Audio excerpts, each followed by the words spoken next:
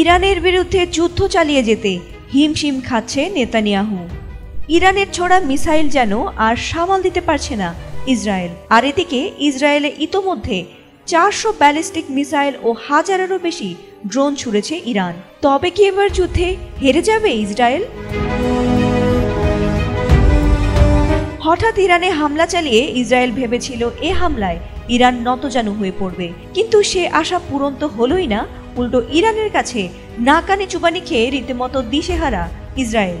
এছাড়া আয়রন ডোমের মতো শক্তিশালী প্রতিরক্ষা ব্যবস্থা ভেঙে যাওয়ার পর ইসরায়েল কিছুতেই তাদের ওপর ইরানি হামলার সঠিক তথ্য প্রকাশ করেনি। তবে এবার ইসরায়েলকে লক্ষ্য করে গত শুক্রবার রাত থেকে এখন পর্যন্ত ইরান প্রায় 400টি ব্যালিস্টিক মিসাইল এবং 1000-এরও বেশি ড্রোন ছুড়েছে বলে জানিয়েছে দখলদার দেশটির সেনাবাহিনী IDF। ইসরায়েলি সেনাবাহিনীর এক ঊর্ধ্বতন কর্মকর্তা জানিয়েছেন, এসব হামলার মধ্যে প্রায় 20টি ব্যালিস্টিক ক্ষেপণাস্ত্র সরাসরি ইসরায়েলের বেসামরিক এলাকাগুলোতে আঘাত করেছে। এই হামলাগুলোতে এখন পর্যন্ত কমপক্ষে 24 জন ইসরায়েলি নিহত হয়েছেন, যাদের মধ্যে সামরিক সদস্য থেকে শুরু করে সাধারণ নাগরিকও রয়েছেন। এরই মধ্যে জানা গেছে সমরাস্ত্রের মজুদও ফুরিয়ে আসছে ইসরায়েলের।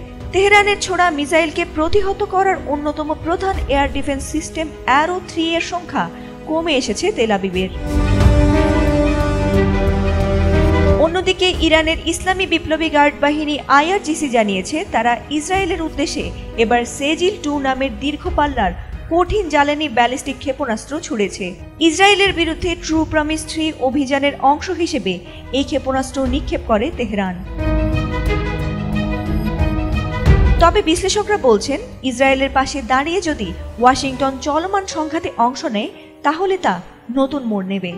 পুরো মধ্যপ্রাচ্যে সংঘাত ছড়িয়ে পড়ার শঙ্কা রয়েছে, কারণ ইয়েমেন, ইরাক সহ বিভিন্ন দেশে ইরান সমর্থিত যেসব সশস্ত্র সংগঠন রয়েছে তারা সেসব অঞ্চলে থাকা মার্কিন ঘাঁটিগুলোতে হামলা চালাতে পারে আশঙ্কা বিশ্লেষকদের।